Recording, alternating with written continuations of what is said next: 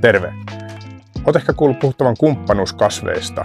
No, kumppanuuskasveista toki puutarhassa hyötyä katsotaan olevan, mutta kun tätä ajatusta vie vielä muutaman askeleen pidemmälle, niin vastaan tulee semmoinen käsite tai konsepti kuin kasvikilta. Ajatus tämän videon tekoon lähti tällä pihalla olevasta luumupuusta. Eli tässä on tämä luumupuu, josta tämä idea lähti. Mä olen astu tässä nyt 4 vuotta ja koko siinä aikana tämä ei ole tuottanut luumun luumua. Toki se voi johtua siis monestakin syystä.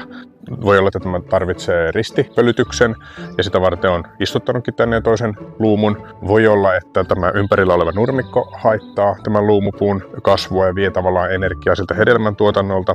Voi olla, että täällä paljon tuhoja tehneet vesimyyrät on järsinyt juuria ja sen takia tämä kasvi voi jonkin verran huonosti. Voi olla, että se on istutettu liian syvään.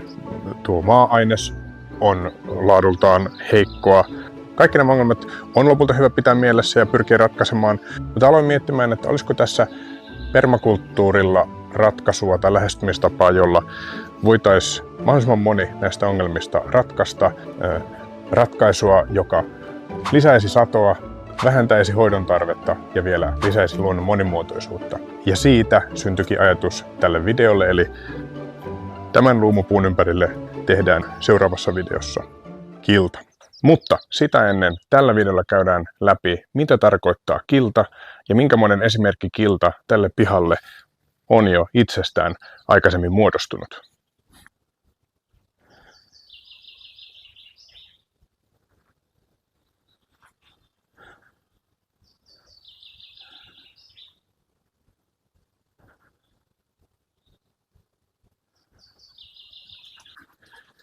Kilta on permakulttuurissa hyvin keskeinen käsite. Sillä tarkoitetaan semmoista joko luonnostaan tai suunnitellusti syntynyttä kasviyhteisöä, jossa jokaisella valitulla kasvilla on toisiaan tukeva ja vahvistava avainrooli tai toiminta. Erilaisia avaintoimintoja on muun muassa typensidonta, syväjuuriset ravinteiden kerryttäjät, rikkaruohojen tukahduttajat, pölyttäjien houkuttelijat, petohyönteisten houkuttelijat, myös lintujen houkuttelijat sitä kautta, viherkatteen muodostajat tai tämmöiset varjostavat kasvit menee toisaalta sinne rikkaruohojen torjuntakategoriaan, erilaiset aromaattiset tai tuhohyönteisiä, tuhoeläimiä kuten peuroja, hajuillaan harhauttavat kasvit, yleensä nämä on jonkinlaisia yrttejä. Näitä erilaisia toimintoja on vielä paljon lisääkin, mutta omasta mielestäni tässä on 6 hyvin keskeistä ja keskittymällä näihin pääsee killan muodostuksessa jo hyvin pitkälle. On muuten about niin epävakaa sää kuin voi olla, että täällä on vuoron perään paistanut aurinko, satanut vettä, rakeita ja niitä kuuluisia salamia taivaalta. Katsotaan, saadaanko tämä video nyt purkkiin. Kiltaa suunnitellessa pyritään erilaisten toimintojen kasaamiseen, eli tämmöiseen function stackingin, jossa mahdollisimman monta eri tämmöistä keskeistä toimintoa tulisi täytettyä killan sisällä. Ja monesti myös semmoista päällekkäisyyttä tavoitellaan, eli että esimerkiksi pölyttäjäystävällisiä kasveja on enemmän kuin se yksi, tai että viherkatetta muodostavia kasveja on enemmän kuin yksi. Me varmistetaan se, että jos tämän killan yksi osio ei toimi halutulla tavalla, niin siinä on tavallaan tämmöisiä turvavöitä enemmän, jotka ottaa sitten tältä yhdeltä kasvilta sitä roolia. Lisäksi tyypillisesti yhdellä kasvilla pyritään kattamaan enemmän kuin yksi tehtävä. Moni kasvi voi olla esimerkiksi hyvin syväjuurinen, muokkaa maata, ottaa ravinteita syvältä, kuitenkin kukkii, vetää puolensa pölyttäjiä ja petohyönteisiä ja on vielä chop and drop meiningillä kitkettävissä niin, että se muodostaa viherkatetta siihen penkkiin ja lisää orgaanista tavaraa maaperässä. Tässä mun takana on puoliksi itsestään muodostunut, puoliksi suunnitellusti muodostunut kilta tämän keskellä olevan tammen ympärille. Tähän on alun perin istutettu oikeastaan pelkkää metsämansikkaa tuohon pohjalle. Pikkusen on lisällyt siihen muitakin, mutta se on sen jälkeen lähtenyt elämään omaa elämäänsä. Käydään ihan lyhyesti läpi, että mitä tästä nyt esimerkiksi voi ottaa opiksi. Penkin tämä puoli on siis eteläänpäin hyvin paahtoinen ja aurinkoinen. Täällä niitä alkuperäisiä metsämansikoita näkyy, joita on kantena koko penkin alueella. Niitä voi tässä kohtaa miettiä ensisijaisesti tämmöisenä viherkatteena, peittokasvina, jotka tukahduttaa muita rikkaruohoja. Ne on hyvin helppo kitkeä pois halutessaan, mutta en tietenkään halua. Mitä tähän on itsestään todennäköisesti lintujen ulosteen mukana tullut, on hiirenvirnaa, ja sitähän on tässä aika paljonkin. Hiirenvirna on typensitoja, aika tehokaskin semmoinen. Se tekee myös tämmöisiä köynnöksiä, tai se kiipeää muita kasveja pitkin näillä tällaisilla pienillä naruilla, joilla se esimerkiksi, niin kuin tuossa näkyy, tukeutuu toisiin pystympiin kasveihin.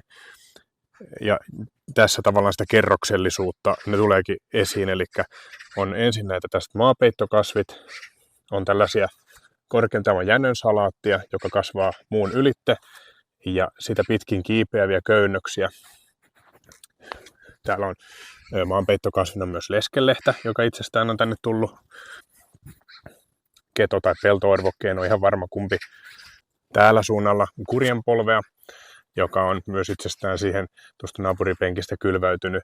Tämä on taas kerroksena huomattavasti korkeampana kuin nämä täällä alhaalla olevat metsämansikat. Ja sitten tietysti isoimpana tekijänä on tämä itse tammi, joka ei nyt vielä kovin suuri ole, mutta nousee kaiken yläpuolelle, luo varjoa tälle puolelle penkkiä. Tällä tavalla on mahdollista huomata, että syntyy erilaisia mikroilmastoja. Eli tuolla puolella oli paahteisempaa, tällä puolella varjosempaa. Erilaiset kasvit viihtyy eri paikoilla, ja kun näitä mikroilmastoja alkaa syntyä, niin syntyy myös monimuotoisuutta, ja monimuotoisuutta hyödyntää sitten liuta erilaisia kasveja, hyönteisiä ja lintuja ynnä muita. Niin kuin tästä huomaa, niin tähän ei ole jäänyt kyllä yhtään paljasta maata. Tämä kukkii oikeastaan koko kesän, ja tämän penkin ei tarkoitus olla ehkä niinkään satoa tuottava, mutta niin sieltä vaan kuitenkin sitä metsämansikan muodossa sitä syötävää tulee. Mä oon tänne ihan kokeilun mielessä koittanut laittaa myös pieniä tomaatintaimia, katsoa kuinka ne menestyy. Tässä on vieressä iso huopaohdake, josta tulee tukea ja suojaa. Ja tietysti tässä, niin kuin monessa muussakin edellä mainitussa, on paljon isoja pölyttäjäystävällisiä kukkia, ravintokasvia esimerkiksi perhosentoukille ja muille, paljon erilaisia piiloja, paljon erilaisia kätköjä, joihin petoeläimet ja muut pääsee suojaan. Paljon puhutaan kerroksellisuudesta. Tässä tämä kerroksellisuus alkaa tästä tammesta, joka kasvettuaan on se korkein latvustokerros tuolla koko tämän ryhmän päällä. Seuraavana kerroksena on pienet puut, niin kuin hedelmäpuut, pihlaja, ehkä joku pähkinäpensas, tämän tyyppiset. Tai esimerkiksi paju, joka tähän on itsestään ilmestynyt. Sitten kun tullaan siitä seuraava kerros alaspäin, puhutaan tämmöisestä noin rinnankorkeuksisesta tasosta, eli tämmöinen puskakerros, johon nyt tämä paju ainakin toistaiseksi vielä kuuluu. Se siitä saattaa toki vielä kasvaa ja siirtyä seuraavan kerrokseen, mutta tämmöisiä tyypillisesti on eräiset vaikka marjapensaat. Ne jää tietyn korkuiseksi. Seuraavaksi kun tullaan alaspäin on ruohovartiset, tämmöiset vähän korkeammat kasvit. Tässä nyt esimerkkinä kurjenpolvi. Aina vaan kun tullaan alemmas, niin on nämä maanpeitekasvit. Tässä penkissä ehkä keskeisempänä on tämä metsämansikka ja myös tämä leskelehti. Seuraavana kerroksena on köynnökset, eli tässä esimerkiksi oli tätä hiirenvirnaa, joka sitten taas pystyy hyödyntämään näitä korkeampia kasveja, puita, pensaita ja kiipeämään niiden runkoa pitkin, ja tavallaan sekin tila tulee silloin hyötykäytettyä. Aina vaan kun mennään alaspäin, niin on seuraavaksi juurikerros. Juurikerroksessa No ainakin permakulttuurissa voisi kuvitella, että erilaiset juurekset, porkkanat, tämmöiset on niitä, jotka hyödyntää sitten taas sitä tasoa. Ja joskus vielä tähän mielletään seuraavana tasona sienirihmastot, jotka on tässä maaperässä, jotka tietyllä lailla sitoo tämän koko homman yhteen ja saattaa myös sitten niin kuin satona tuottaa syötäviä sieniä, riippuen nyt tietysti sienilajista. Tällä lailla kerrostamalla tätä kasvua me saadaan tähän noin 4 metriä halkaisijaltaan olevalle ympyränmuotoiselle penkille ihan valtava määrä yhteyttävää, monipuolista, erilaisia piiloja ja kätköjä sisältäviä kasvillisuutta ja elämää.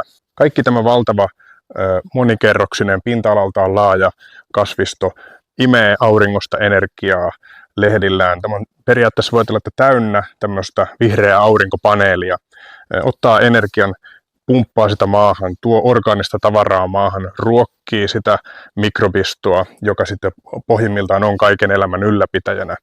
Ja tämä tämmöinen kokonaisuus ylläpitää itseään, kun näiden kasvien erilaiset roolit on mietitty ja ne on harmoniassa.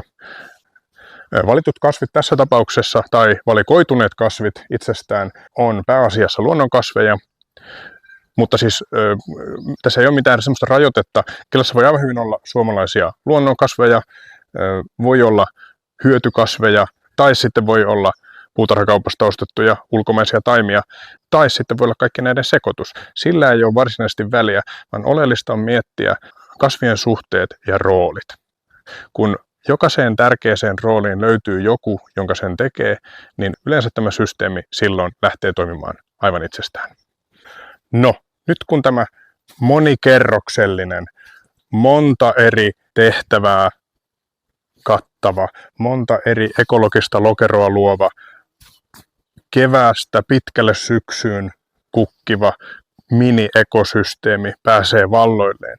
Tämä ravinteiden kierrätys, energian varastointi, monimuotoinen eliöstö erityisesti tämän maaperän mikrobitoiminnan osalta, kun nämä kaikki tekee yhdessä harmoniassa sitä tehtäväänsä, niin ei tässä hirveän paljon ihmisen väliintuloa enää tarvita. Ja se on pohjimmiltaan yksi tässä ihan keskeinen tavoitekin, että verrattuna tavanomaisten puutarhakasvien hoitoon kukkapenkissä, niin tämä on ekosysteemi, joka pyrkii hoitamaan itse itsensä ja on jopa joka vuosi aina pikkusen erilainen. Tämä elää omaa elämäänsä ja se normaali tämmöinen sukkessio eli seuraanto toteutuu ja ensi vuonna tässä kasvaa todennäköisesti hieman erilaisia kasveja ja esimerkiksi nämä isommat puuvartiset on vuosi vuodelta suurempia ja mikroolosuhteet, mikroilmasto muuttuu ajan myötä koko ajan. Moni ehkä haluaisi, että omassa puutarhassa olisi erilaista monipuolista elämää, niin kuin nyt vaikka perhosia, kovakuoriaisia, pölyttäjiä, sammakoita, tämmöisiä. Mutta on hyvä muistaa, että jos näille eliöille ei tarjoa koko niiden elinkaaren ajan elinympäristöä ja ravintoa, niin ei ne tule. Pelkästään pölyttäjäystävällisten kasvien istuttamisella esimerkiksi ei saa pihalle kovinkaan paljon perhosia, vaan myös toukille on tarjottava ravintoa. Ja esimerkiksi tässä oleva huopaohdake ja voikukat, nokkonen on hyvinkin tavallisia perhosen toukkien ja muiden hyönteisten ravintoa. Moni haluaa samalle pihalle leppäkerttuja. Leppäkertut tietysti syö sitten pieniä hyönteisiä niin kuin kirvoja. Ja jos täällä menee sumeilematta myrkyttäen, niin kirvoja ei ole, eikä ole ruokaa leppäkertuille, eikä silloin ole leppäkerttujakaan. Eli loppuviimeksi kaikkien tämmöisten petohyönteisten, lintujen, sammakoiden, perhosten, muiden eliöiden kohdalla, joita omalle pihalleen toivoisi, pätee semmoinen hyvä nyrkkisääntö, että if you build it, they will come. Kun tätä kaikkea monimuotoisuutta vertaa sitten tavalliseen kukkapenkkiin, jossa ehkä paljaassa multamaassa on muutamia sinne tänne istutettuja ruohovartisia ulkomailta peräisin olevia puutarhakasveja, niin tämä monimuotoisuus, tämä helppohoitoisuus ja tämä yltäkylläisyys alkaa tuntua kyllä huomattavasti ainakin omasta mielestä houkuttelevammalta vaihtoehdolta. Saati sitten, jos sitä vertaa tämmöiseen tympeään nurmikkoon, joka on ekologisesti kyllä autiomaata. Ja kun miettii tätä tämmöistä kerroksellisuutta, monilajisuutta, erilaisia pieniä mikroilmastoja, joita syntyy, niin nurmikko on kyllä niin yksipuolista ja tylsää tästä näkökulmasta kuin nyt vaan voi olla. Jos ja kun joku nyt lähtee sitten killan muodostamista kokeilemaan ja pikkuhiljaa nurmikkopinta-ala alkaa täyttyä tämmöisillä kiltasaarekkeilla, niin hetken päästä voi huomata, että näiden saarekkeiden pikkuhiljaa sulautuessa yhteen alkaa pihalle muodostua terve, monimuotoinen ja mielenkiintoinen ruokametsä eli food forest, jossa ainakin omasta mielestäni näillä kasveilla on aivan eri lailla mielenkiintoinen tarina. Mutta tämmöinen konsepti on kilta. Ja tällä videolla nyt on siis käyty tämmöinen esittely siitä, mitä killan muodostaminen ja suunnittelu on. Keskeistä on ymmärtää, että tätä ei pidä yrittää mitenkään niin kuin yksi yhteen kopioida tai mitään muutakaan ehkä netistä löytyvää ideaa killasta, vaan ymmärtää, että kun istuttaa tiettyjä kasveja oikeassa suhteessa toisiinsa, niin luonto hoitaa loput. Nyt on siis käyty läpi perusteet ja seuraavalla videolla voidaan sitten mennä tosi toimiin, kun siirrytään sen itse lumupuun ongelman ratkaisuun ja killan suunnitteluun. Tuu mukaan seuraavassa videossa. Ja jos sulla herää tässä vaiheessa kysyttävää tai sulla on ehkä omia kokemuksia killan muodostamisesta, niin ilman muuta laita kommenttia tuohon alle. Olisi kiva kuulla, mikä sulla on toiminut ja ei ole toiminut. Mutta nähdään seuraavassa videossa.